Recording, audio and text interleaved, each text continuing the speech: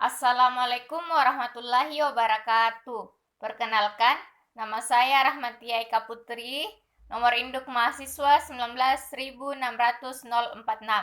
Saya adalah mahasiswi dari Institut Agama Islam Negeri IAIN Parepare, Prodi Tadris Matematika. Nah, pada video kali ini saya akan mempresentasikan judul proposal saya, yaitu yang berjudul Kemampuan representasi matematis siswa dalam memecahkan soal PISA ditinjau dari gaya berpikir sekuensial dan acak. Adapun latar belakang masalah dari penelitian ini dimulai dari sebagaimana yang kita ketahui, matematika adalah sebuah cabang ilmu yang terbentuk dari pengalaman manusia dalam dunianya secara empiris.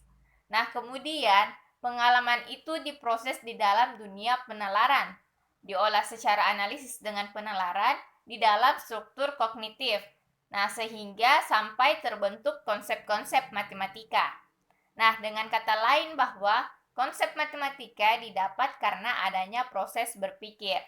Nah, sejalan dengan pengertian ini, maka terciptalah sebuah sasaran pembelajaran matematika, yaitu untuk mengembangkan kemampuan siswa dalam berpikir matematis.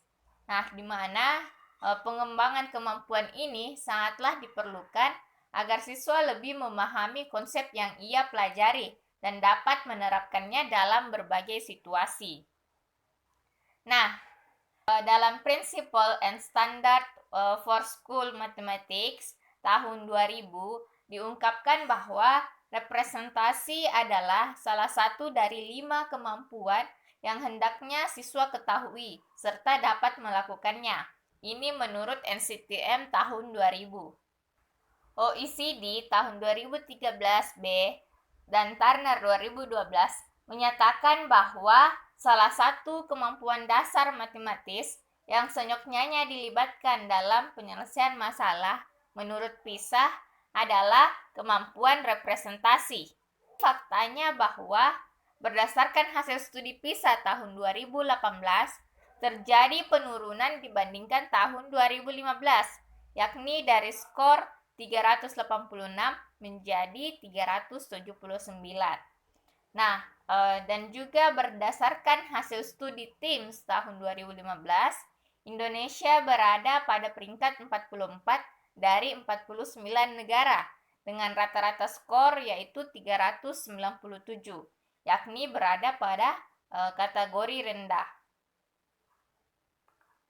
Nah, dalam menjawab soal-soal PISA, seseorang perlu mengaktifasi berbagai kemampuan dasar matematika yang mencerminkan kerangka PISA. Nah, semakin sulit soal PISA, maka semakin bertambah pula kemampuan yang dibutuhkan untuk mengaktifkan kemampuan dasar tersebut. Nah, level kemampuan dalam soal PISA terdiri dari 6 level, di mana dari ke-6 level ini erat kaitannya dengan pemecahan masalah. Nah, sedangkan pemecahan masalah juga erat kaitannya dengan kemampuan representasi. Nah, berdasarkan hal tersebut, dapat diperoleh kaitan antara pemecahan masalah dengan kemampuan representasi matematis siswa.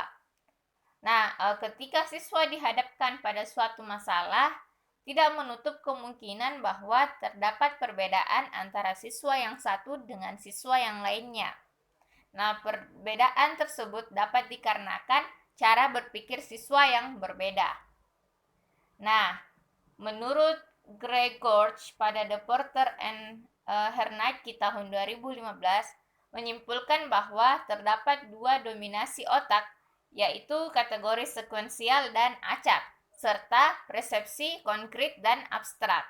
Nah, di mana dari 2 dominasi otak tersebut dipadukan sehingga menjadi 4 kelompok gaya berpikir, yaitu yang pertama sekuensial konkret atau kita singkat sebagai SK.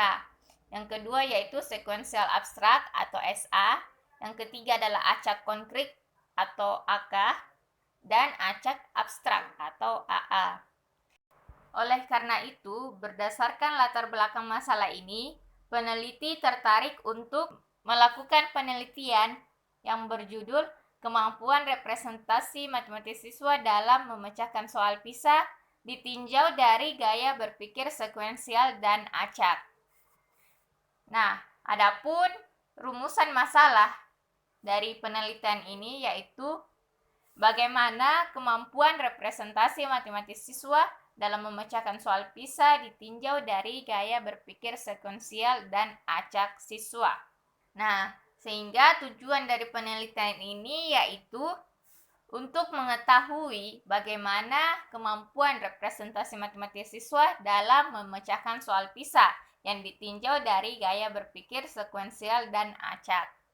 Nah, adapun manfaat dari penelitian ini yaitu ada dua. Yang pertama adalah manfaat teoritis, yang kedua adalah manfaat praktis. Nah, di mana manfaat teoritisnya yaitu penelitian ini dapat dijadikan sebagai literatur pertimbangan ataupun literatur pembelajaran. Nah, sedangkan manfaat praktisnya yaitu yang pertama bagi penulis. Penulis berkesempatan untuk menerapkan pengetahuannya. Nah, yang kedua bagi siswa, siswa berkesempatan untuk mengetahui kemampuan representasinya agar bisa ditingkatkan. Nah, yang ketiga yaitu bagi dunia akademis. Nah, di mana bagi dunia akademis ini dapat dijadikan sebagai literatur untuk penelitian selanjutnya. Adapun pembatasan masalah pada penelitian ini yaitu yang pertama, peneliti hanya memfokuskan pada masalah variabel-variabel penelitian, yaitu mengenai kemampuan representasi matematis siswa, soal PISA, dan gaya berpikir sekuensial dan acak.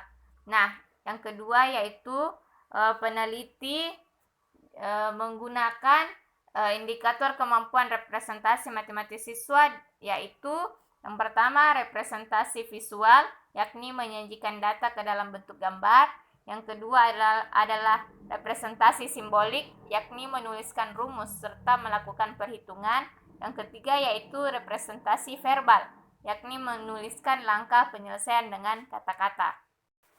Selanjutnya kita masuk pada kajian teori. Nah, pembahasan yang pertama yaitu mengenai kemampuan representasi matematis. Nah, representasi adalah model atau bentuk pengganti dari suatu situasi masalah yang digunakan untuk menemukan solusi. Nah, sebagai contoh, suatu masalah dapat direpresentasikan dengan objek, gambar, kata-kata, ataupun simbol matematika. Nah, ini menurut Jones dan Knatt tahun 1991. Nah, menurut Goldin dan Kalput pada tahun 2015 menyatakan bahwa kemampuan representasi matematis dibagi menjadi dua, yaitu yang pertama representasi internal dan yang kedua adalah representasi eksternal. Nah, di mana representasi internal ini berhubungan dengan proses mental yang tidak dapat kita amati secara langsung. Nah, sedangkan representasi eksternal merupakan hasil dari representasi internal yang dapat kita amati secara langsung. Nah, menurut Yuda Negara tahun 2015 menyatakan indikator yang digunakan untuk menilai kemampuan representasi matematis siswa yaitu yang pertama representasi visual, yang kedua yaitu representasi persamaan atau ekspresi matematis, dan yang ketiga yaitu kata-kata atau teks tertulis. Nah, menurut Hadiah Stuti dan kawan-kawan pada tahun 2019 menyatakan bahwa indikator kemampuan representasi matematis meliputi yang pertama adalah representasi visual yang berupa diagram, tabel, dan gambar.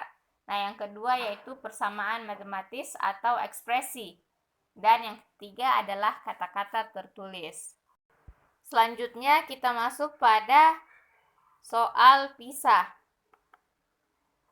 Nah, PISA atau Program for International Student Assessment merupakan studi internasional yang diselenggarakan secara berkala, yaitu setiap 3 tahun sekali, dengan tujuan untuk mengukur prestasi, literasi, matematika, dan sains siswa berusia 15 tahun di negara-negara peserta.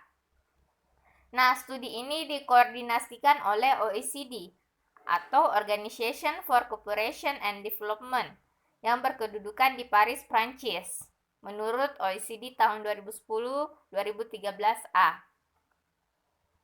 Nah, OECD dalam Johar 2012 menjelaskan bahwa PISA meliputi 3 komponen mayor dari domain matematika, yakni yang pertama adalah konten. Nah, dalam konten ini terdapat 4 kategori konten matematika dalam PISA. Nah, di mana yang pertama yaitu change and relationships, perubahan dan hubungan. Nah, konten perubahan dan hubungan ini berkaitan dengan pemahaman pada tipe-tipe mendasar dari perubahan yang membutuhkan pemodelan matematika dalam menjelaskan dan memprediksi suatu fenomena yang terjadi. Nah, yang kedua yaitu space and shape, ruang dan bentuk. Nah, ruang dan bentuk meliputi fenomena yang berkaitan dengan dunia visual yang melibatkan pola, sifat dari objek, posisi, dan orientasi, representasi dari objek, pengkodean informasi visual, dan lain sebagainya. Nah, yang ketiga yaitu quantity atau kuantitas. Nah, aspek penting terkait konten kuantitas ini yaitu kemampuan bernalar secara kuantitatif, di mana beberapa domain dari konten kuantitas ini yang paling sering digunakan dalam kehidupan sehari-hari misalnya yaitu pengukuran jarak, pengukuran volume, dan lain-lainnya. Nah, yang keempat yaitu uncertainty dan data, jadi ketidakpastian dan data.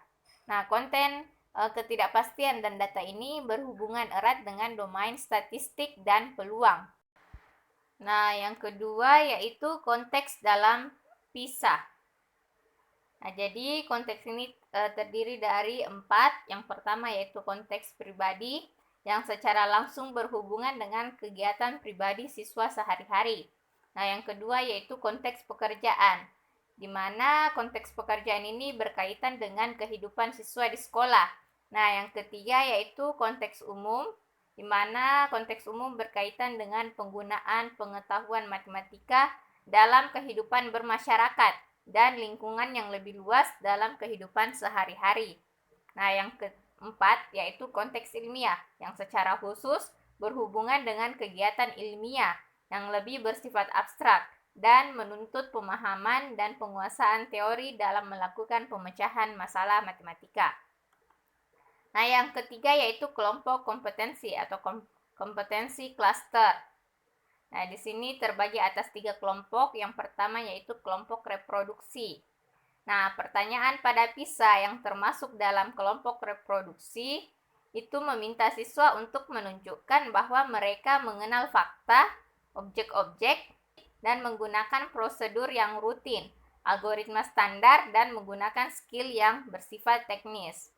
Nah, yang kedua yaitu kelompok koneksi, di mana pertanyaan pada PISA yang termasuk kelompok ini yaitu meminta siswa untuk menunjukkan bahwa mereka dapat membuat hubungan antara beberapa gagasan dalam matematika dan beberapa informasi yang terintegrasi untuk menyelesaikan suatu permasalahan.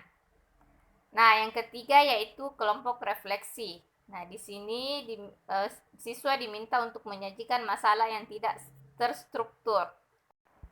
Adapun level kemampuan matematika dalam PISA itu terdiri dari 6 level. Nah, di mana level 6 itu kompetensi matematika yang diharapkan adalah para siswa dapat melakukan konseptualisasi dan generalisasi dengan menggunakan informasi berdasarkan modeling dan penelahan dalam suatu situasi yang kompleks. Nah, sedangkan level 5 itu diharapkan para siswa dapat bekerja dengan model untuk situasi yang kompleks, mengetahui kendala yang dihadapi, dan melakukan dugaan-dugaan. Nah, level 4 itu adalah para siswa dapat bekerja secara efektif dengan model dalam situasi yang konkret tetapi kompleks. Nah, yang ketiga adalah diharapkan agar para siswa dapat melaksanakan prosedur dengan baik, termasuk prosedur yang memerlukan keputusan secara berurutan. Nah, pada level 2, diharap agar para siswa dapat menginterpretasikan dan mengenali situasi dalam konteks yang memerlukan informasi langsung. Nah, level yang pertama yaitu para siswa dapat menjawab pertanyaan yang konteksnya umum dan dikenal serta semua informasi yang relevan tersedia dengan pertanyaan yang jelas. Nah, selanjutnya yaitu gaya berpikir sekuensial dan acak. Nah, menurut Greg Gorge dalam Yunus 2014, bahwa pikiran bekerja dalam menangkap atau menerima informasi dengan dua cara, yaitu secara konkret menggunakan kelima indera serta secara abstrak, yaitu menggunakan intuisi dan imajinasi. Nah, sedangkan dalam mengatur dan memproses informasi juga ada dua cara, yaitu sekuensial, di mana itu bersifat teratur dan langkah demi langkah, serta random atau acak, secara acak tanpa urutan khusus. Nah, Gregor dalam The Porter and Hernaki 2016 memadukan dua dominasi otak tersebut menjadi 4 kelompok gaya berpikir, yaitu sekuensial konkret, sekuensial abstrak, acak konkret, dan acak abstrak. Nah, di mana sekuensial konkret itu memiliki ciri-ciri bahwa ia menganggap realitas terdiri dari apa yang dapat mereka ketahui melalui indera fisik mereka. Mereka juga memperhatikan dan mengingat realitas dengan mudah, serta berusaha keras untuk mendapatkan kesempurnaan. Nah, adapun ciri-ciri dari sekuensial abstrak, itu ciri-cirinya suka berpikir dalam konsep, menganalisis informasi, dan sangat menghargai orang-orang dan peristiwa-peristiwa yang teratur dan rapi.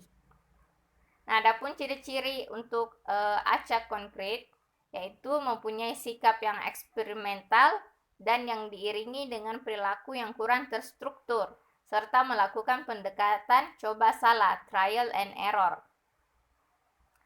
Nah, yang keempat yaitu acak abstrak. Ciri-cirinya adalah dunia perasaan dan emosi, serta mampu mengingat dengan sangat baik jika informasi dipersonifikasikan. Nah, perasaan juga dapat lebih meningkatkan atau mempengaruhi belajar mereka. Nah, kita masuk pada metode penelitian. Nah, yang pertama, jenis penelitian. Nah, jadi jenis penelitian ini adalah penelitian deskriptif kualitatif yang menghasilkan data deskriptif, yaitu berupa gambaran tentang kemampuan representasi matematis siswa dalam tipe gaya berpikir sekuensial dan acak dalam memecahkan masalah matematika berbasis soal PISA. Nah, yang kedua yaitu subjek dalam penelitian. Nah, jadi subjek dalam penelitian ini meliputi 4 siswa dengan masing-masing gaya berpikir, yaitu siswa sekuensial konkret, sekuensial acak, acak konkret, dan 1 siswa acak abstrak. Nah, yang ketiga yaitu instrumen penelitian. Nah, instrumen pada penelitian ini terdiri atas 2. Nah, yang pertama yaitu instrumen utama. Yang berperan sebagai instrumen utama yaitu adalah peneliti. Nah, yang kedua yaitu instrumen pendukung, di mana instrumen pendukungnya itu meliputi yang pertama adalah angket gaya berpikir. Nah, angket ini digunakan untuk mengetahui gaya berpikir siswa, di mana instrumen angket gaya berpikir ini diberikan langsung kepada siswa di dalam kelas dan dikerjakan oleh siswa. Nah, hasil analisis angket gaya berpikir ini digunakan untuk mengelompokkan siswa ke dalam 4 gaya berpikir. yaitu sekuensial konkret, sekuensial abstrak, acak konkret, dan acak abstrak. Nah, di mana angket gaya berpikir ini terdiri dari 30 pernyataan.